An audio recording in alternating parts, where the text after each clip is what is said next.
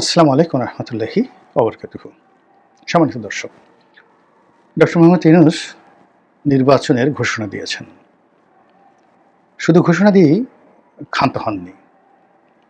২০২৬ সনের ফেব্রুয়ারি মাসের দ্বিতীয় সপ্তাহে এবং যে পবিত্র মাহে রমজান, সেই রমজানের আগে এই নির্বাচন অনুষ্ঠিত হবে এবং সেই নির্বাচন অনুষ্ঠানের যাবতীয় আয়োজন করার জন্যে তিনি ইতিমধ্যে নির্বাচন কমিশনকে লিখিতভাবে জানিয়ে দিয়েছেন। এটি বাংলাদেশ জাতীয়তাবাদী দল বিএনপির জন্য একটা বিরাট রাজনৈতিক বিজয় বলে বিএনপির নেতাকর্মীরা মনে করছেন। ফলে বিএনপিতে রীতিমতো খুশির বন্যা বইছে। বিএনপি যারা নেতৃবৃন্দ রয়েছেন তাদের সকলের শরীর এবং মনে বসন্তের বাতাস। সরকারের বিরুদ্ধে তাদের যে অভিযোগ ছিল, ক্ষোভ ছিল, সব কিছু রীতিমতো ওম শান্তিতে পরিণত হয়েছে। বিএনপির শীর্ষ নেতৃবৃন্দরা যারা মিডিয়াতে আসেন তারা এখন বলার চেষ্টা করছেন যে সরকারের এই ঘোষণা যুগান্তকারী।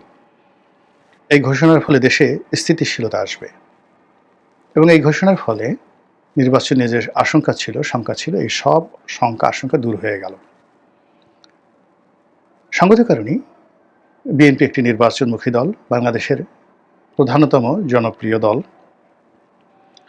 তাদের জনপ্রিয়তা আওয়ামী লীগের চেয়ে বেশি না কম, এটা ক্ষমতার উপর নির্ভর করে। ১৯-২০ বিএনপি যখন ক্ষমতায় থাকে তারা বলে যে আমাদের জনপ্রিয়তা বেশি, আবার আওয়ামী লীগ যখন ক্ষমতায় থাকে তাদের জনপ্রিয়তা বেশি বলে তারা দাবি করে। তো যেহেতু আওয়ামী লীগ নেই আর আওয়ামী লীগ নির্বাচনে আসবে, অংশগ্রহণ করবে, এটা এই মুহূর্তে বলা যাচ্ছে না। আওয়ামী লীগের যারা নেতৃবৃন্দ রয়েছেন তারা দেশের বাইরে থেকে বলার চেষ্টা করছে যে আওয়ামী লীগ একটি নির্বাচনমুখী দল, তারা সুযোগ পেলে অবশ্যই নির্বাচন করবে। কিন্তু আমার কাছে সেটা মনে হচ্ছে না যে এই মুহূর্তে নৌকা প্রতীক নিয়ে তারপরে আওয়ামী লীগের সাবেক সংসদ সদস্যরা বা আগামীতে যারা এমপি হতে চান তারা নৌকা প্রতীক নিয়ে বিভিন্ন এলাকাতে নির্বাচনী প্রচার চালাবেন, প্রোপাগান্ডা চালাবেন। এটা এই আগস্ট মাস ২০২৫ সন, এটা আমার কাছে অসম্ভব একটা বিষয় মনে হয়। এমনকি আওয়ামী লীগের কোনো নেতা, তাকে যদি বলা হয় যে কিনা দীর্ঘদিন কোনো একটা জেলার সেক্রেটারি হওয়ার জন্য বা সভাপতি হওয়ার জন্য খুব তদবির করত এবং একটি জেলার সেক্রেটারি হওয়ার জন্য ১০ কোটি টাকা ঘুষ দিতেও যারা কার্পণ্য করতো না, তো সে সমস্ত লোকদেরকে যদি এখন বলা হয় যে অমুক জেলার তুমি সেক্রেটারি হবে, তোমাকে উল্টো ১০ কোটি টাকা দেওয়া হবে। আওয়ামী লীগের কে এগিয়ে আসবেন কোন জেলার সেক্রেটারি হওয়ার জন্য আমি বলতে পারবো না। আমি কয়েকজনের সাথে কথা বলেছি, তারা বলে যে না, মরে গেল, এই কাজ আমরা করব না। অনেকে আসেন আমার কাছে, কথাবার্তা হয়, অনেকে টেলিফোন করেন, তো আওয়ামী লীগের ভবিষ্যৎ নিয়ে কথাবার্তা বলে। তো আমি বললাম যে ঠিক আছে, ধরুন আপনাদের নেত্রী বঙ্গবন্ধু কন্যা শেখ হাসিনা দয়া করে আপনাকে আওয়ামী লীগের সাধারণ সম্পাদক বানালেন এবং আপনাকে ১০০ কোটি টাকা দিলেন এবং আপনাকে বললেন যে যাও, তুমি বঙ্গবন্ধু এভিনিউতে আওয়ামী লীগের অফিসটা খুলো, অথবা ওখানে ঘণ্টাখানেক দাঁড়িয়ে থাকো বঙ্গবন্ধু এভিনিউতে, অথবা তুমি একটু সুধা সদনে আমার বাড়িটা মেরামত করে ওই বাড়িতে তুমি বউ বাচ্চা নিয়ে থাকো, আর প্রতিদিন বিকালবেলা একটু যাকে বলা হয় ৩২ নম্বরে ঘুরে আসবা। এই হলো তোমার ডিউটি, আর কিচ্ছু করা লাগবে না, রাজনীতি করা লাগবে না। অর্থাৎ তোমাকে ১০০ কোটি টাকা দিলাম, পত্রিকায় বিবৃতি দিয়ে দিলাম যে এখন থেকে আওয়ামী লীগের সাধারণ সম্পাদক অমুক। তার ৩টে কাজ। প্রথম কাজ হলো একবার একটু ঘোষণা দিয়ে বঙ্গবন্ধু এভিনিউতে আওয়ামী লীগের অফিসের সামনে দাঁড়িয়ে থাকা, তারপর সুধা সদনে বসবাস করা। ৩ নম্বরে আওয়ামী লীগের যে অফিস রয়েছে সেখানে যাওয়ার দরকার নেই, ৩২ নম্বরে মাঝে মধ্যে গিয়ে একটু দাঁড়িয়ে থাকা। তো অনেক বড় নেতা, আমি দুষ্টুমি করে যখন বলি যে আপনি এই কাজটি করতে সাহস পাবেন কিনা, সে বলে যে না, মরে গেল না। আমি বললাম যে আপনি এইভাবে ঘোরাফেরা করছেন, আওয়ামী লীগের কথা বলছেন, বিভিন্ন মানুষের কাছে জিজ্ঞাসা করছেন, যারা আওয়ামী লীগ করে না তাদের কাছে জিজ্ঞাসা করছেন আওয়ামী লীগের ভবিষ্যৎ কী। তো এই জায়গাতে হলো আওয়ামী লীগের এই অনেক বড় বড় নেতা তাদের অভিব্যক্তি অ্যাবাউট ইলেকশন, আওয়ামী লীগের লিডারশিপ এবং তার সঙ্গে সঙ্গে নিজের অবস্থান। তো সেখানে আওয়ামী লীগ যেহেতু নেই, নির্বাচন বিএনপিকেই করতে হবে। তো বিএনপি যদি নির্বাচন করে এবং যে সকল রাজনৈতিক দল এখন বাংলাদেশে আছে তারা যদি মোটামুটি আসে, তাহলে তো যে কোনোভাবে শক্তিবত্তা নির্বাচন হলে, জনপ্রিয়তা নির্বাচন হলে বিএনপি ২৮০টা সিট তো পেয়েই যাবে। এই জন্য কারা নমিনেশন পাবেন, কারা পাবেন না, কারা ইলেকশনে যাবেন কি যাবেন না, এগুলো নিয়ে গত ১ বছরে যে দ্বিধা ছিল, দ্বন্দ্ব ছিল, সেই দ্বিধা এবং দ্বন্দ্বর পাশাপাশি এখন কে নমিনেশন পাবেন এটা নিয়ে জোর তদবির শুরু হয়ে গেছে। সেই তদবিরে বিএনপি অফিসগুলোতে রীতিমতো চাঁদের হাট বসেছে। প্রার্থীরা তাদের কর্মী সমর্থকদের নিয়ে আসছেন এবং কেন্দ্রীয় নেতাদের গ্রিন সিগন্যাল পাওয়া, লন্ডনে তারেক রহমান সাহেবের সঙ্গে একটু বৈঠক করা, একটু গ্রিন সিগন্যাল পাওয়া, তারেক রহমান সাহেবকে পাওয়া না গেলে তার সঙ্গে যাদের ভালো সম্পর্ক রয়েছে তাদের পিছে পিছে ঘোরা, কিংবা বাংলাদেশে যে সকল শীর্ষ নেতৃত্ব রয়েছেন এই মুহূর্তে যাদের সঙ্গে তারেক রহমানের ভালো সম্পর্ক রয়েছে তাদের দরবারে একটু ধর্ণা দেওয়া, এই কাজগুলো করে যাচ্ছেন প্রার্থীরা। এই যে প্রার্থীদের আনাগোনার কারণে কি হলো, আজকে থেকেই, মানে আজকে আমি যে ভিডিওটি করছি আগস্ট মাসের 7 তারিখে, আজকে থেকে বিএনপির অফিসগুলো রীতিমতো সরগরম হয়ে পড়েছে এবং সেখানে মানুষের মুখে হাসি আর ধরে না।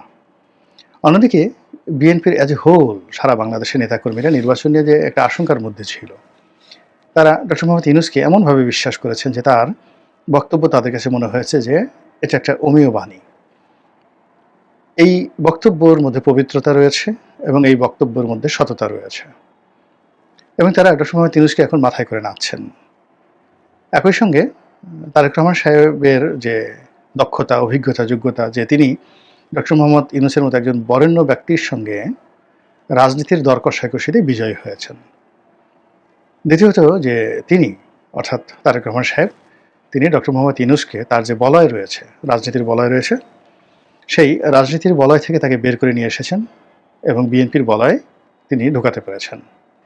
3 নম্বর হলো ডক্টর মোহাম্মদ ইউনূসের সামনে তিনি যে মূলা ঝুলিয়েছেন, তাকে রাষ্ট্রপতি করা হবে, তাকে নিরাপদে প্রস্থানের সুযোগ দেওয়া হবে, তার যারা লোকজন রয়েছে তাদেরকে পুনর্বাসিত করা হবে। অবশ্যই কথাগুলো হয়তো তিনি বলেছেন। এখানে অবশ্যই এবং হয়তো দুটো ব্যবহার করলাম এই কারণে যে এই কথাগুলো আমি শুনিনি, কেউ বলেননি, কিন্তু এই জন্য হয়তো। আর এই ধরনের একটা শীর্ষ বৈঠক যখন লন্ডনে হয়েছিল, তো সেখানে তো উভয় পক্ষের একটা শর্ত ছিল। সেই শর্তগুলো কারণে দেখা যাচ্ছে যে এখানে অবশ্যই শব্দটি ব্যবহার করেছে, যে শর্ত ছাড়া কখনই কোনো বৈঠক হয় না।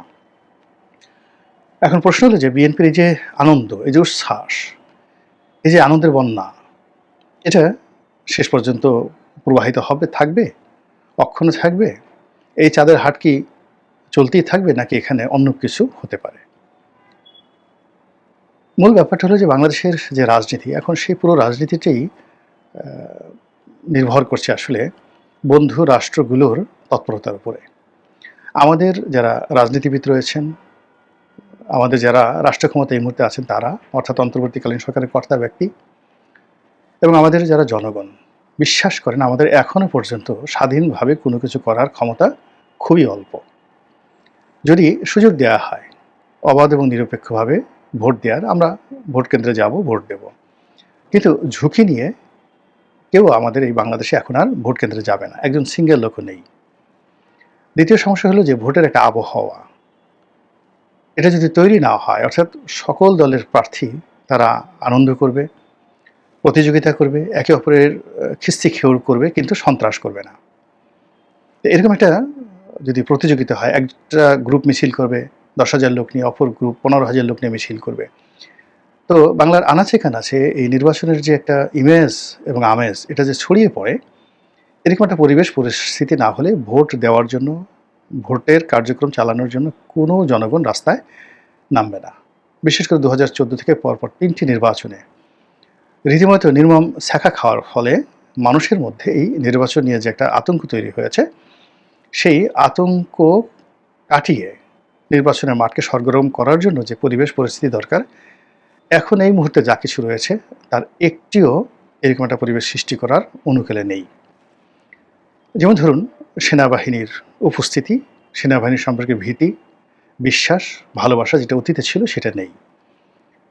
তো যেখানে প্রার্থীরা নিরাপদ নন, যেখানে থানার ওসি সাহেব নিরাপদ নন, ডিসি সাহেব নিরাপদ নন, মিলিটারি যারা কর্মকর্তা তারা যেখানে মবের শিকার হচ্ছেন, যেখানে গোপালগঞ্জের একটা পরিস্থিতি সামাল দেওয়ার জন্য কি করতে হলো সেনাবাহিনীকে, এবং সেটা নিয়ে যে র্যান্ডম দমন পীড়ন, মামলা মোকদ্দমা, হামলা, যা কিছু হলো তারপরে কিন্তু গোপালগঞ্জকে ঠিক করা যায়নি। তো সেই অবস্থাতে কিসের নির্বাচন, কত সুন্দর নির্বাচন হবে, কি হবে, এই বিষয়গুলো আমি এখনো পর্যন্ত কল্পনা করতে পারছি না।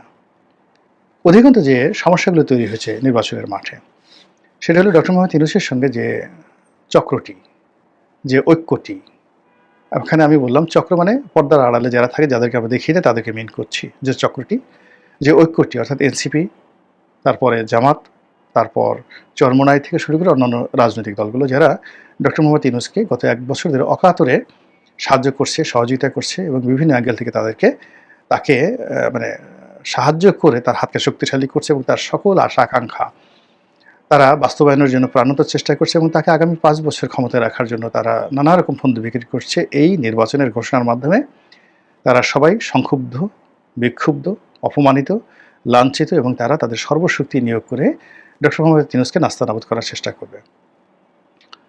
এখানে বোঝার চেষ্টা করুন যে সম্মিলিত রাজনৈতিক দলগুলো এনসিপির নেতৃত্বে তারা যদি এই নির্বাচনকে বয়কট করে, যেখানে সংস্কার হয়নি আমরা নির্বাচনে যাব না, তারা যদি বলে যে আমাদের দাবি মেনে নেওয়া হয়নি, হবে না, আমরা এই নির্বাচনে যাব না, তাহলে চিন্তা করুন সেখানে নির্বাচনে কারা যাবে? বিএনপি যাবে, তার সাথে অন্য যে 2-3টি দল যারা বিএনপির জোট, বিএনপির বিরুদ্ধে তারা দাঁড়াতে পারবে না। তাহলে এই নির্বাচনটি কেমন হবে? ঠিক বিএনপি যেভাবে 15ই ফেব্রুয়ারি নির্বাচন করেছিল, সেই 15ই ফেব্রুয়ারির একতরফা নির্বাচন, যে নির্বাচন করে তারা ক্ষমতা হস্তান্তর করেছিল 1996 সালে, সেরকম একটা নির্বাচন হবে। অথবা ধরুন কোনো দল আসলো না, বিএনপি তার যে সকল বিদ্রোহী প্রার্থী রয়েছে তাদেরকে স্বতন্ত্র দাঁড় করিয়ে দিল, তারপরে তাদের যে সকল জোট রয়েছে সেই জোটের সবাইকে বলল যে আপনারা স্বতন্ত্র দাঁড়ান, আপনাদের সিট ছেড়ে দেওয়া হবে। কিন্তু তাতেও এই নির্বাচনটি 2024 সনের যে আমিডামি নির্বাচন, সেই নির্বাচনের মতো বিএনপি করতে পারবে না, কোনো অবস্থাতেই করতে পারবে না। এবং ভোটাররা, আওয়ামী লীগের ভোটার যদি 5% to 6% এসে থাকে, এখানে 2 থেকে 3% ভোটারও ভোট কেন্দ্রে বিএনপি আনতে পারবে না। এবং এখন যে অবস্থা চলছে দেশে, সেক্ষেত্রে বিএনপির প্রধানতম নেতা তিনি নির্বাচনের আগে দেশে আসবেন, দলের নেতৃত্ব দেবেন, সারা বাংলাদেশে ঘুরে বেড়াবেন, এটাও আমার কাছে এখন অ্যাপ্রোপ্রিয়েট মনে হচ্ছে না। তিনি হয়তো ভাবছেন যে নির্বাচনের ঝামেলাটা যাক, তার দল সংখ্যাগরিষ্ঠতা পাক এবং তিনি প্রধানমন্ত্রী রূপে বাংলাদেশে এসে ডক্টর মোহাম্মদ ইউনূসের মতো ক্ষমতা গ্রহণ করবেন। তো এটা বলতে গেলে আমার কাছে এখন 1% পসিবিলিটি আমি এর মধ্যে দেখছি না। মনে হচ্ছে যে বিএনপি ক্রমশ অসম্ভবের দিকে এগোচ্ছে। বিকল্প যেটা হতে পারে সেটা হলো সকল রাজনৈতিক দলগুলো অংশগ্রহণ করলো, এনসিপি অংশগ্রহণ করলো, জামাত অংশগ্রহণ করলো, বিএনপি অংশগ্রহণ করলো এবং 2018 সনে যে রাতের ভোট হয়েছে, ওই রাতের ভোটের একটা আপগ্রেড ভার্সন 2026 সনে এই জাতিকে উপহার দেওয়া হলো। আবার দেখুন যে 2018 সন যে রাতের ভোট হয়েছিল, সেই রাতের ভোটে কিন্তু বিএনপি স্বতঃস্ফূর্তভাবে শেখ হাসিনার আহ্বানে অংশগ্রহণ করেছিল, আমিও গিয়েছিলাম। আমরা মাঠে যাওয়ার পরে, অর্থাৎ 2018 সনের ডিসেম্বর মাসের 16-17 তারিখে আমরা বুঝতে পারি যে আমরা সবাই একটা ফাঁদের মধ্যে পড়ে গেছি। কিন্তু বিএনপি যারা শীর্ষ নেতৃত্ব, বিশেষ করে তারেক রহমান সাহেব, তিনি তো লন্ডনে, তিনি তো বুঝতে পারছেন না যে তার প্রার্থীরা বাংলাদেশের সত্যিকার অর্থে কীভাবে বিপদে পড়েছে। তো কাজেই তাকে আশ্বাস দিতে দিতে দিতে দিতে এমন একটা সময় নিয়ে যাওয়া হলো যখন আর প্রার্থিতা প্রত্যাহার করার সময় ছিল না। কিন্তু সর্বনাশ যা হওয়ার তা হয়ে গেছে, বিএনপি অংশগ্রহণ করেছে এবং সেই অংশগ্রহণের ফলে বিএনপির যে সকল প্রার্থী তাদের যে ক্ষয়ক্ষতি হয়েছে, দলীয় নেতাকর্মীদের যে ক্ষয়ক্ষতি হয়েছে, সেই ক্ষয়ক্ষতি তারা এখনও কাটিয়ে উঠতে পারেনি। তো একইভাবে ধরেন 2026 সনে যদি বিএনপি, তারেক রহমান সাহেব লন্ডনে, এবং তিনি হুকুম দিয়ে দিলেন যান আপনারা সবাই যান, যাওয়ার পর সবাই মাঠে গেল, মাঠে পরিবেশ পরিস্থিতি মোটামুটি স্বাভাবিক রাখার চেষ্টা করলো, বা বিএনপি যেভাবে চায় সেভাবে তাদেরকে করতে দেওয়া হলো। বিএনপির লোক মহা খুশি, তারা ইচ্ছে করলে শিল্পী পেটাতে পারবে, ইচ্ছা করলে যা ইচ্ছা তাই করতে পারবে। এইভাবে তারা কয়েকটা দিন সময় পার করে দিল। পার করে দেওয়ার পর যখন প্রার্থিতা আর প্রত্যাহার করার সময় থাকবে না এবং বিএনপি বলতে পারবে না যে আমরা নির্বাচন থেকে নিজেদেরকে প্রত্যাহার করে নিলাম, ওইরকম একটা পরিস্থিতির মধ্যে যদি 2018 সনে নাটক আবার হয়, এবং এবার আর রাতের ভোটের দরকার নাই, এবার একটা রেজাল্ট শিট তৈরি করে রাখা হলো। সেই রেজাল্ট শিটে দেখা গেল বিএনপি 52টা সিট পেয়েছে, এনসিপি 73টা সিট পেয়েছে, জামাত 75টা সিট পেয়েছে, অন্যান্য ছোটো ছোটো দল সব মিলিয়ে রিজনেবল একটা সিট পেয়েছে। তখন ওই যে এনসিপি নেতা নাসির উদ্দিন সাহেব যে টেলিভিশনে কয়েকদিন আগে বলেছিলেন যে বিএনপি বড় জোর 50টি থেকে 100টি সিট পেতে পারে। তখন আপনি নাসিরুদ্দিন সাহেবকে কি পীর মানবেন, তার পা ধরে কদমবুচি করবেন, নাকি ডক্টর মোহাম্মদ ইউনূসকে পৃথিবীর সর্বশ্রেষ্ঠ ম্যাট্রিকুলাস ডিজাইনার হিসেবে যাকে বলা হয় তাকে স্বীকৃতি দিবেন? আর বিএনপির যে সমস্ত লোক এখন খুব আনন্দ করছে, ফুর্তি করছে, যারা মন্ত্রী হওয়ার জন্য কোট প্যান্ট বানিয়ে ফেলেছে, জুতোর মডেল দেখছে, তারপরে এমপি হওয়ার পরে কোথায় প্লট নেবেন, কোথায় কোন মডেলের গাড়ি আনবেন, যা নিয়ে প্ল্যান প্রোগ্রাম করে ফেলছেন, বলেন তো তাদের অবস্থা কী হবে? আর জনাব তারেক রহমান সাহেব লন্ডনে বসে যে সকল কর্মকাণ্ড চালাচ্ছেন, সেই কর্মকাণ্ডেরই বা ভবিষ্যৎ কী হতে পারে? ইতিহাসের একটা বিখ্যাত কথা হলো, দিল্লি অনেক দূরে, এই পৃথিবীতে কোনো একটি ঘটনা ঘটতে 2-3 ঘন্টার বেশি সময় লাগে না। বিশ্বাস করেন শেখ হাসিনা দুপুর 2টোর সময় পালিয়ে গেছেন। তিনি দুপুর 12টা পর্যন্ত কনফিডেন্ট ছিলেন যে তিনি পালাবেন না, সব কিছু অনুকূলে থাকবে। কিন্তু দুপুর 1টার সময় যখন তাকে রেড সিগন্যাল দেওয়া হলো যে আপনি সময় পাবেন সর্বোচ্চ 30 মিনিট, এর মধ্যে কাপড় চোপড় বাক্স প্যাটারা গুছিয়ে আপনাকে যেতে হবে। গণভবনের যে লুটপাটের দৃশ্য সেখানে দেখেছি, গরম গরম খাবার রেডি ছিল দুপুরে, পোলাও, কোরমা, মুরগির রোস, শাহী খাবার। বিশ্বাস করেন কেউ ওদিকে তাকানোর সময় ছিল না। ওনার যে ব্যক্তিগত লাগেজ, ওনার যে কাপড় চোপড়, ওনার খুব প্রিয় অনেক কাপড় চোপড় অনেকে দিয়েছেন, এর কোনো কাপড় চোপড় তিনি নিতে পারেননি, শাড়ি গহনা তিনি নিতে পারেননি। টাকা পয়সা নিতে পেরেছেন কিনা জানি না, কারণ নানা গণভবন থেকে অনেক মূল্যবান সামগ্রী লুট হয়েছে যেগুলো কোনো হিসাব ছিল না। এখন সেখানে যদি টাকার অবস্থা থাকে ডলারের অবস্থা থাকে, ওইগুলো তিনি হেলিকপ্টারে উঠাতে পারেননি, ওইগুলো লুটপাট হয়ে গেছে। ওখানে অনেক অস্ত্র ছিল, তাকে পাহারা দেওয়ার জন্য যে এসএসএফ ছিল তাদের অনেক অস্ত্র ছিল, সেই অস্ত্রগুলো তো পাওয়া যাচ্ছে না, এগুলো সংবাদপত্রে আসছে না। কারণ হলো যারা চুরি করেছেন, 1 বস্তার ডলার যদি কেউ চুরি করে থাকেন, এখন শেখ হাসিনাকে আপনি দুর্নীতিবাজ বলেছেন, কিন্তু তার বাসা থেকে তো তিনি ওইরকম কোনো ডলার ঠলা নিয়ে যাননি, কোনো কিছু নিয়ে যাননি, বলতে গেলে একদম একা পড়ে গেছেন। তো তার সমস্ত সহায় সম্পত্তি গণভবনে ছিল। তো গণভবনে যদি থাকে তাহলে ধরুন 10 বস্তা টাকা ছিল, 10 বস্তা ডলার ছিল, 10 মণ স্বর্ণ ছিল, তো সেগুলো জনগণ নিয়ে গেছে। বা ওখানে কোনো কিছুই ছিল না, তিনি আপাতমস্তক সৎ ছিলেন, ওই বাক্স প্যাটারা যা কিছু ওখানে আছে ওইগুলোই তার সম্পত্তি ছিল। এগুলো সব কিছু বিক্রি করলে তো 1 কোটি টাকা হবে না, যা কিছু ওখানে ছিল অর্ডিনারি ফার্নিচার। তো এখন দেখুন এই যে শেখ হাসিনার সম্পর্কে দুটো মিথ, একটা তৈরি করা যাচ্ছে না, আর একটা আলটিমেটলি তৈরি হয়ে গেছে, যে গণভবন লুটপাট করার পরেও সেখানে হীরামণি মুক্তা জহরত কিছু পাওয়া যায়নি। ডলার, পাউন্ড, রিঙ্গিত, রুপি, টাকা কোনো কিছু পাওয়া যায়নি। তিনি আপাতমস্তক সৎ ছিলেন। এই কথা যদি আওয়ামী লীগের লোকজন বলে আপনি কি বলবেন? তো যেটা বলছিলাম যে দুপুর 12টা পর্যন্ত তারা বুঝতে পারেনি সেখানে কি হবে, কিন্তু নিয়তি তাদেরকে সেই জায়গায় নিয়ে গিয়েছিল। ফলে এখন যে ঘোষণা দেওয়া হয়েছে আগস্ট মাসে, সেই ঘোষণাকে ফলপ্রসূ করার জন্য সকল পক্ষকে অনেক অনেক কাজ করতে হবে, কাঁধে কাঁধ মিলিয়ে বহু দূর এগোতে হবে। এবং এখন বিএনপিকে এতটা নমনীয় হতে হবে যে রাজনৈতিক দলগুলো যেন নির্বাচনে আসে, তাদেরকে রাজি খুশি করানোর জন্য যা যা করা দরকার সেই কাজগুলো যদি বিএনপি করতে না পারে, তাহলে আজকের এই ঘোষণাটা তাদের জন্য বুমেরাং হয়ে যেতে পারে। আল্লাহ আমাদের সবাইকে হেদায়েত দান করুন এবং হেফাজত করুন। আসসালামু আলাইকুম ওয়া রাহমাতুল্লাহি ওয়া বারাকাতুহু।